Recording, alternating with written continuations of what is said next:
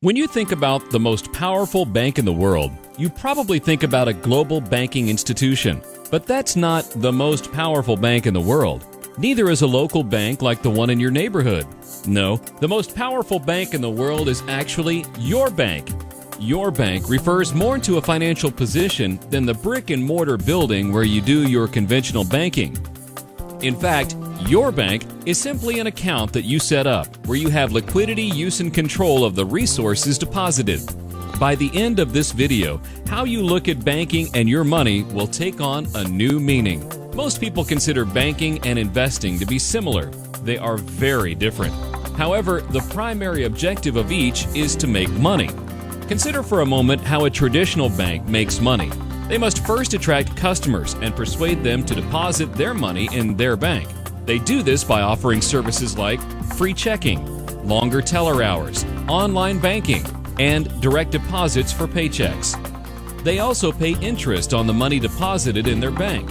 They encourage customers to leave their money in for long periods of time by paying higher interest on monies left in the bank over longer time periods, offering additional benefits and services for longtime customers, and imposing early withdrawal penalties for taking out money after a short period of time. In order to cover the cost of their operations and hopefully make a profit, banks charge more interest than they pay. But how do the banks tell you to make money? By putting your money in the bank, leaving it there, and sitting back to watch the magic of compound interest do its thing. But that's not what they do.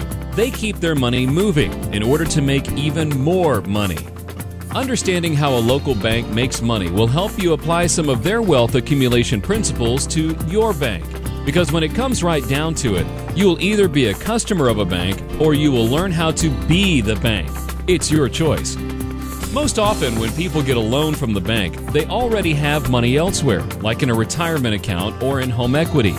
But since this money is inaccessible, they're forced to borrow from the bank, using their assets as collateral for the loan.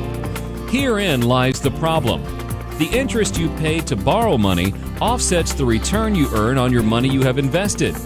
That's one of the costs of borrowing money. However, there is hidden cost to borrowing. If you pay $1 in interest that you could have avoided, you not only lose that dollar, but you also lose what the dollar could have earned for you had you not given it away. This is called opportunity cost. Let's take a closer look at opportunity cost. Suppose you carried a $10,000 credit card balance at 18%. You would have to pay the bank $1,972 in interest over the year. Doing the same thing over 40 years of your lifetime would result in your losing almost $78,866 in interest. That's a lot of money, but it gets even worse. Because you did not just lose the interest, you also lost the opportunity to invest $1,972 each year. If you were able to invest that $1,972 in your bank each year, you would have about $305,135 after 40 years, assuming you averaged a 6% rate of return. If you averaged 8%, you would have almost $510,767. The bank fully understands the power of this principle, which is why banking is so profitable. You either pay interest or earn interest. There is no in-between. So, would you like to be a customer of a bank, or would you like to be the bank? By now, it should be clear that you'll be far better off by learning to be the bank.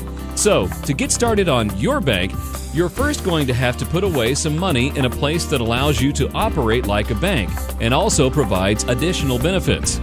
In your search for the right account to use in getting your bank started, you will ideally want to choose an account that is safe, meaning there is no chance you will lose your money, gross tax deferred, enables you to take out the money tax-free, offers a competitive rate of return, guarantees the interest you earn, protects the money from creditors, does not limit how much you can put into the account, does not restrict your use of the money, can be used as collateral, gives you liquidity, use, and control of the money, provides you access to the money in the event of disability, and guarantees the value of the account will never go down. There are many accounts that will allow you to be the bank.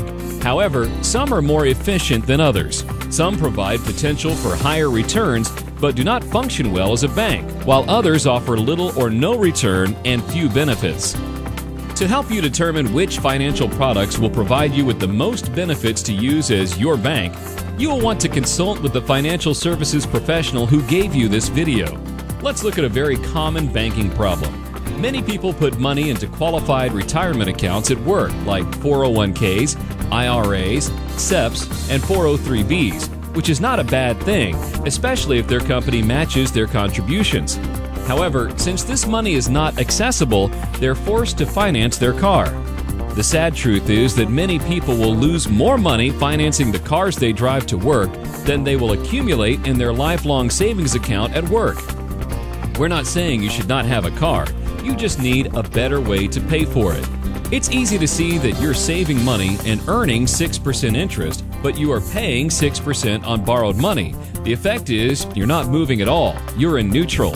The interest you pay on borrowed money should demand at least as much attention, if not more than the interest you earn, because the interest you pay is avoidable.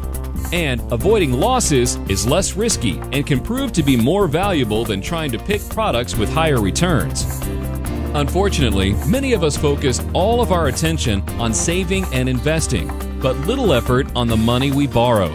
Let's assume that you have $30,000 in the bank earning 4%. If you bought a $30,000 car and financed it at 6%, you would be losing money because you could have used your own money.